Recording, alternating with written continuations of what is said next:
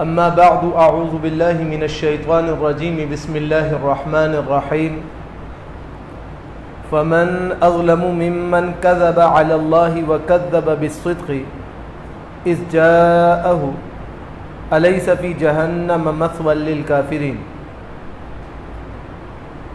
24वें सिपारे का आगाज़ अल्लाह सुब्हानहु व तआला के इस हुक्म के साथ होता है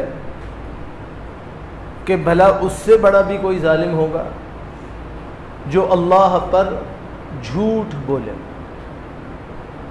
और जब सच्चा दीन उसके पास आए और दीन के रुमूज़ उसके पास पहुँचे तो वो अपनी ज़ाती इनाद की बिना पर उस सच्चे दीन को झुटला दे।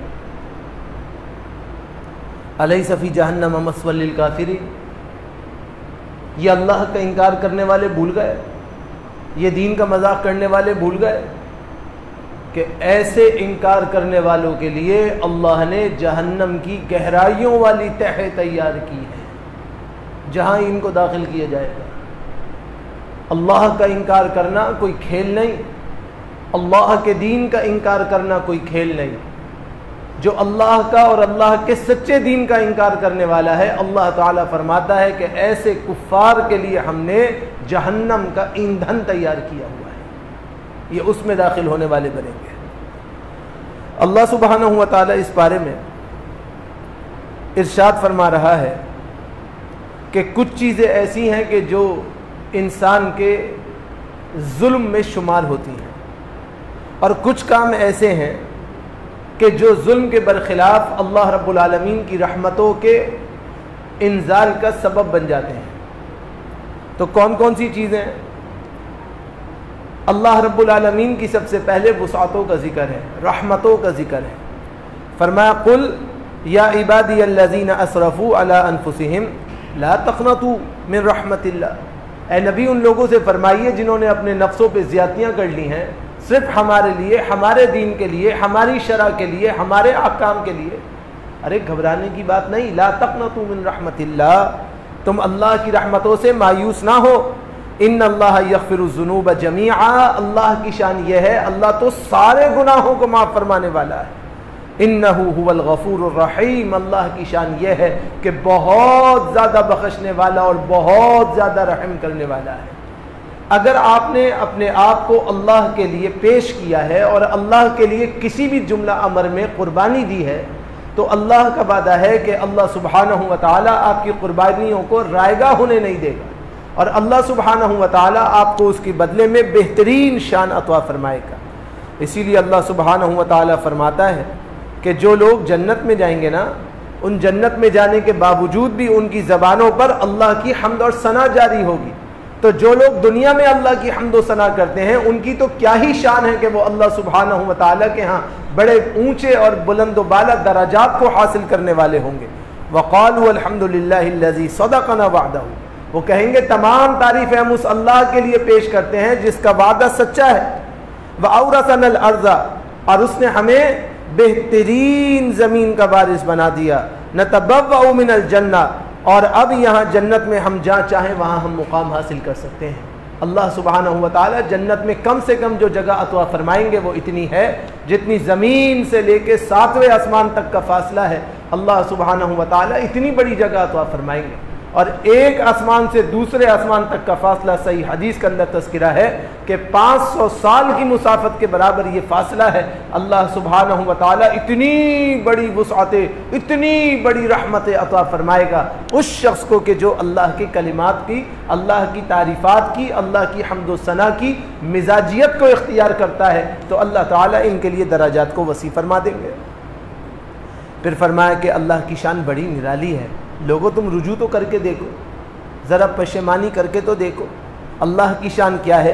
गाफिरुज़ ज़ंबी व काबिल तौबी शदीदिल इक़ाबि ज़ित्तौल ला इलाहा इल्लाहु इलैहिल मसीर। पहली बात क्या फरमाई कि अल्लाह ही की तरफ सबको पलटना है। फिर अल्लाह की तरफ पलटने के लिए नज़रिया कब सही होगा?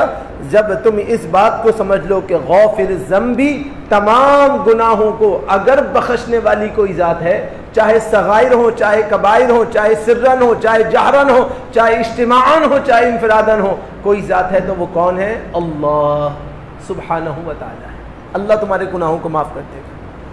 वक़ाबिल तौबी, और अगर कोई तुम्हारी तौबा को मंजूर कर सकता है बगैर किसी लगाई हुई सिफारिश के, बगैर किसी पेश की हुई दोस्ती के, बगैर किसी पेश किए हुए असबाब के, तो एक अल्लाह है जो तुम्हारी तौबाओं को कबूल करता है और जो गुनाहों पे माफ़ी नहीं मांगेगा ना और तौबा की तरफ मुतवज्जे नहीं होगा, तो वो समझ ले कि जो अल्लाह गुनाहों को बख्शने वाला है, तौबा को कबूल करने वाला है, वो शदीदुल इक़ाब भी है, सख्त सज़ा देने वाला है। अगर तुमने गुनाहों पे पशेमानी का इजहार नहीं किया, तौबतुन नसूहा नहीं की, तो याद रखना कि उसका अज़ाब भी बड़ा सख्त है।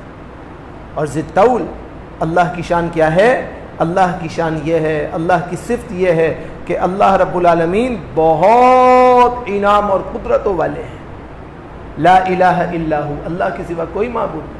जब तुम्हारा यकीन है कि अल्लाह के सिवा कोई माबूद नहीं, तो भाई गुनाहों पे माफ़ी मांग लो ना, अल्लाह को राज़ी कर लो, अल्लाह को दोस्त बना लो। जब तुम्हें पता है कि अल्लाह के सिवा कोई तौबा कबूल करने वाला नहीं है, तो गुनाह होने के बाद फ़ौरन अल्लाह से तौबा कर लो। इंतज़ार किस बात का है? हम इस बात के इंतज़ार में हैं कि कुछ अरसा गुजर जाए फिर तौबा करेंगे, वो अगर घड़ी ना आए तो। लिहाजा जब गुनाह हो जाए तो उजलत में, जल्दी में, फ़ौरन अल्लाह से माफ़ी मांगनी है, फ़ौरन अल्लाह से रुजू करना है। तो अल्लाह सुब्हानहू व तआला दरजात को बुलंद फरमाते हैं। अगर अल्लाह ने आपको जहन्नम के लिए पैदा किया होता तो अल्लाह ताला कभी अपने दीन के इज्तिमाअत में आपको मुज्तमे नहीं होने देता। अल्लाह कभी अपने घर में आपको आने की इजाज़त नहीं देता। अल्लाह कभी आपको नमाज पढ़ने की तौफीक नहीं देता। अल्लाह अपने घर में बुला रहा है, अपनी मस्जिदों में बिठा रहा है, इबादत की तौफीक दे रहा है। ये सबसे बड़ा इशारा इस बात की तरफ है कि अल्लाह ताला आपसे मोहब्बत फरमा रहे हैं।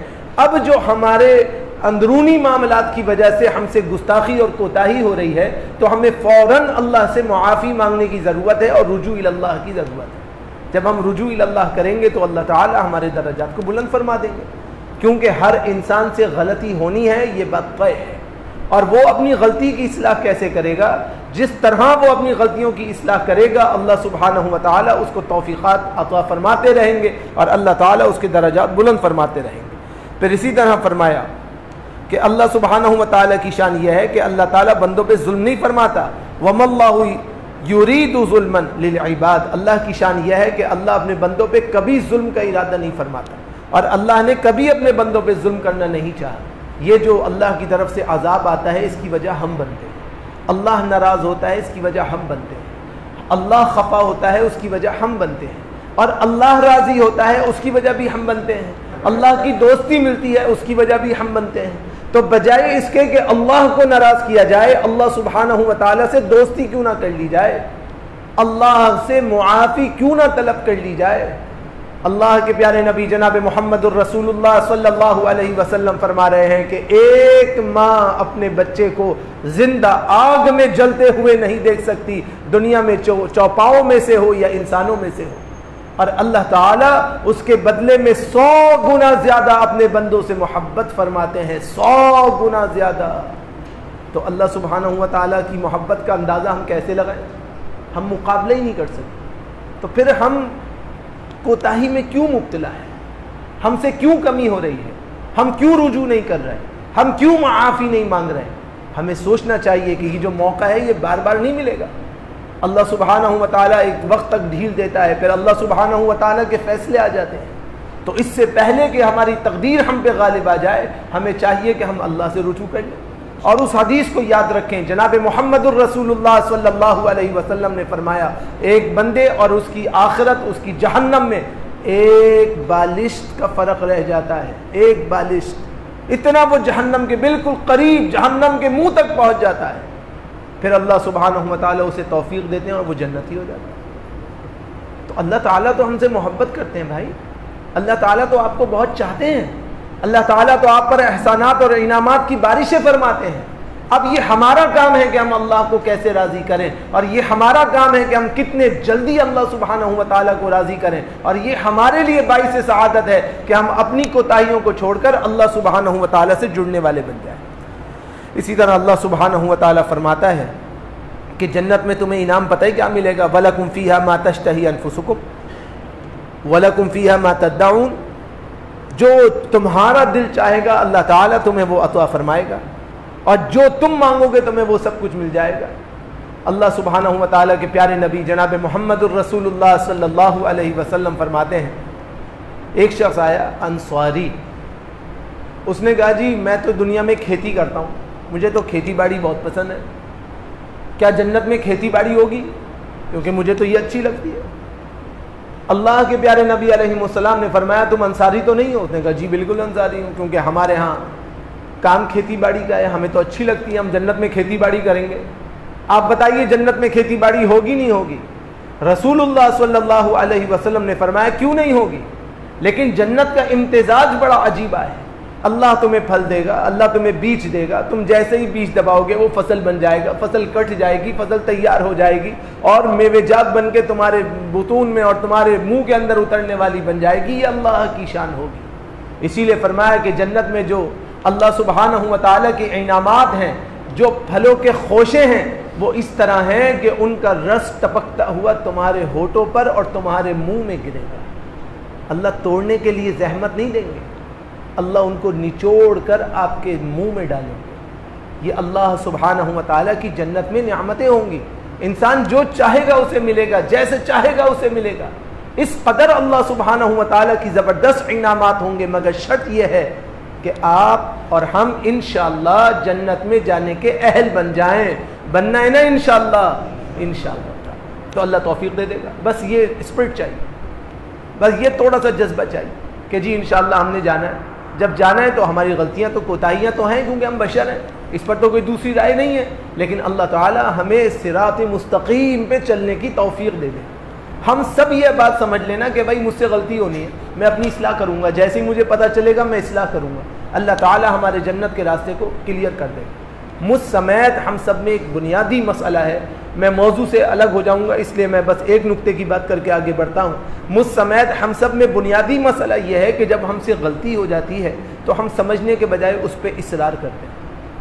मेरे भाई, मेरी बहनें, मेरी बेटियाँ, मेरे बेटे, इस बात को समझ लीजिए कि ये गलत है। इंसान है, ख़ता तो होगी, नसिया आदम व नसिया ज़ुर्रियतु, जनाब आदम से भूल चूक हुई थी, हमसे भी होगी, फितरत है, इसको हम तब्दील नहीं कर सकते।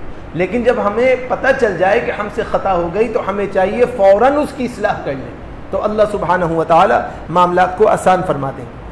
फरमाया कि वो कुछ काम ऐसे जिनकी वजह से इंसान अपने ऊपर जुल्म करता है और अल्लाह की पकड़ में आता है, उसमें पहला काम क्या है कि अल्लाह पे झूठ बोला जाए। व यौमल क़ियामति तरल्लज़ीना कज़बू अलल्लाहि वजूहुहुम मुस्वद्दा, आप देखेंगे उन लोगों को जिन्होंने अल्लाह पर झूठ बोला, उनके चेहरे कल क़यामत के दिन सियाह होंगे और उनके चेहरे बुझ चुके होंगे। अल्लाहु अकबर, कैसे बड़े बड़े झूठ बोलते। कल मेरे पास एक साहब आए, अल्लाहु अकबर, सफ़रुल्लाह सफ़रुल्लाह सफ़रुल्लाह, कहने लगे जी मेरे फ़लाँ अजीज़ है, मैं आपको पूरी बात तो नहीं बताऊंगा क्योंकि मसला है और अमानतें होती हैं, आपको एक बात समझाने के लिए कहता हूँ। उन्होंने कहा जी मेरे फ़लाँ अजीज़ बहुत गरीबी हैं, उनकी रूह बराबर मेरे पास आती है और मुझे ये कहती है कि ये काम करो। मैंने उनको कहा रूह वापस नहीं आ सकती, अल्लाह ने इल्लीन और सिज्जीन में मुकर्रर कर रखी है, ये वापस नहीं आएगी। वो मुसिर था कि नहीं मेरे पास फलां की रूह आती है, बाकायदा आती है, मुझसे बातचीत करती है, मुझे कलिमात सिखा के जाती है। वो रूह क्या है? वो शैतान है। शैतान आ रहा है और शैतान ने मुकम्मल हमला कर दिया है। और हम जैसे सीधे साधे लोग जिनकी मोहब्बत किसी से होती है, शैतान उनकी शिकल लेकर आता है और आपको पहले सही बात बताता है और फिर गुमराहियों के अंधेरे में ऐसा गोता जन देता है कि निकलने के रास्ते बंद हो जाते हैं। तो ऐसे हजरात को तौबतुन नसूहा करनी चाहिए, रुजू इल्लाह करना चाहिए। इंसान को बहुत ज़्यादा चीज़ें नज़र आने लगे ना कि भाई ये हो रहा है, वो हो रहा है, ऐसे हो रहा है, वैसे हो रहा है, बशारतें हो रही हैं, इल्हाम हो रहा है, तो उसे तौबा ज़्यादा करनी चाहिए। ये बैठे बैठे बशारतें, इल्हाम, ये सब कुछ हमें क्यों होता है भाई? हज़रात सहाबा इकराम रिज़वानुल्लाह अलैहिम अजमाइन के साथ तो ये चीज़ें नहीं होती थी। वो तो अल्लाह के लिए कुर्बानी देने वाले थे और हम बैठे बैठे मज़े करने वाले हैं। नहीं, ये बात बहुत गैर मुनासिब। हम सबको चाहिए कि हम अपनी इस्लाह करें। झूठ बिल्कुल अल्लाह पे ना बांधें, अल्लाह के दीन में बिल्कुल झूठ ना बांधें। ये नहीं है कि उसको कुछ नज़र नहीं आ रहा, उसको नज़र आ रहा है मगर वो उसका अजीज़ नहीं, वो असल में शैतान है। वो इस्तग़फ़ार पढ़े, उसको वो नज़र आना बंद हो जाएगा, उसके वो तमाम करीबी दूर हो जाएंगे, क्योंकि ये अल्लाह की शान के ख़िलाफ़ है और ये अल्लाह के उसूल के ख़िलाफ़ है। इसी तरह जो लोग आयत इलाहिया का इनकार करते हैं, वल्लज़ीना कफ़रू बि आयातिल्लाहि उलाइका हुमुल खासिरून, ये हमेशा खसारे में पड़ने वाले हैं जो अल्लाह की आयत का इनकार करते हैं। आज ज़रा सी बात पे कहा जाता है हमारे यहाँ नहीं है। मैंने पहले भी आपको एक दफ़ा गुजारिश की थी, अल्लाह के लिए अपने अंदर से ये सिर्फ हटा दीजिए, हमारे यहाँ नहीं है, उनके यहाँ है, हमारे यहाँ। अल्लाहु अकबर, हमारे और उनकी तो भाई बात ही ख़त्म। बात अल्लाह की है ना, बात रसूलुल्लाह की है ना, तो वो भी हमारे और हम भी उनके, सारे मुसलमान एक हैं। ये बात अपने पल्ले बिठा लो कि जब अल्लाह के मानने वाले हैं, रसूलुल्लाह के मानने वाले हैं, तो इनके यहाँ और उनके यहाँ का कहानी ख़त्म, सब मुसलमान है ना। तो मुसलमान तो कुरान और सुन्नत को मानने वाला होता। फिर हम ये बात क्यों कहते हैं? ये बात बादिल न ख्वास्ता, बादियुन नज़र में अल्लाह की आयात का, अल्लाह के अहकाम का इनकार होता है। हम ना चाहते हुए इनकार करते हैं, जबकि सब मुसलमान हैं। अब आप मुझे बताइए, एक आदमी अल्लाह का इनकार करेगा तो वो मुसलमान रहेगा? अल्लाह के अहकाम का इनकार करेगा तो मुसलमान रहेगा? लेकिन हम कहते हैं जी इनके यहाँ ये और उनके यहाँ ये। नहीं मेरे भाई, ऐसी बात नहीं करनी। जब कुरान और सुन्नत की बात मिल जाए तो सबसे पहले मुझे चाहिए कि मैं ताबेदारी करूँ और सर झुका दूँ, आमन्ना व सद्दक़ना, भाई हमने कबूल कर लिया, मान लेंगे, बात खत्म।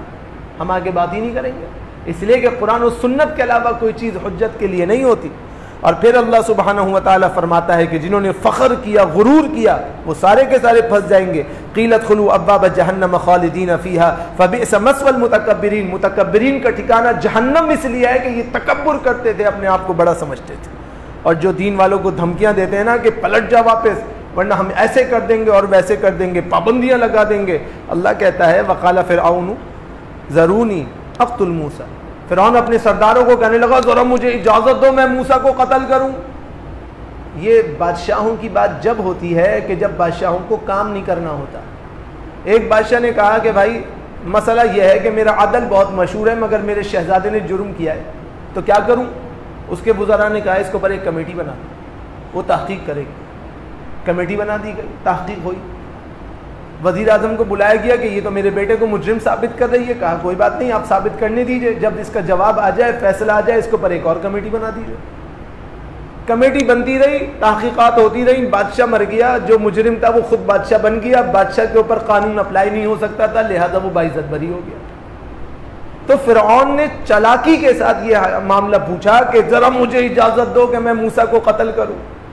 वो चाहता ये था कि तुम मेरी वजह से खुद कत्ल करो, क्योंकि मूसा अल्लाह के बंदे थे, अल्लाह के नबी थे, और फ़िरऔन अपने आप को खुद माबूद कहता था। तो अब दीन वालों को धमकियाँ देता है और चाहता था कि मूसा अपने दीन से बरगश्ता हो जाए। अल्लाह सुब्हानहु व तआला फरमाता है ये फसाद बर्पा करना चाहता था, हमने इसको नाकाम कर दिया और इसको तबाह बर्बाद कर दिया। इसीलिए फरमाया इन्नल्लाह ला यहदी मन हुवा मुस्रिफुन कज़्ज़ाब, हुदूद से तजावुज़ करने वाले झूठे मकड़े को अल्लाह कभी हिदायत नहीं देता, और अल्लाह रब्बुल आलमीन कभी इसको तौफ़ीक़ात आलिया नहीं देता कि ये कामयाब हो। अब आखिरी नौइयत क्या है कि जो अल्लाह की रहमत के अंदर दाखिल होंगे, उनकी पहली निशानी यह है वो अल्लाह पर एतमाद करेंगे। कुल हस्बी अल्लाहु अलैहि यतवक्कल मुतवक्किलून। आप कह दीजिए अल्लाह के नबी के एतमाद करने वाले ही, उनके लिए अल्लाह काफ़ी होता है। आप अल्लाह पे एतमाद करें, अल्लाह आपको बेआसरा नहीं छोड़ेगा। आप अल्लाह का शुक्रिया अदा करें, बलिल्लाह फ़अबुद वकुम मिनश शाकिरीन। आप अल्लाह के हो जाइए और अल्लाह की खालिस ऐसी इबादत कीजिए कि आप शुक्रगुजारों में से बन जाएं, तो आपको अल्लाह तबारक व तआला कामयाबी और कामरानी दे देगा। और फिर अल्लाह फरमाता है कि क़यामत के दिन से डर जाइए। व अंज़िरहुम यौमल आज़िफ़ा, इन्हें बहुत करीब आने वाली क़यामत से आगाह कर दीजिए। जब क्या होगा? जब ये दिल कहाँ आ जाएगा? हलक में आ जाएगा। कब आएगा? अल्लाह जहन्नम को खींच के बीच में ले आएगा सबसे पहले और कहेगा ये जहन्नम में इसमें फेंकूंगा।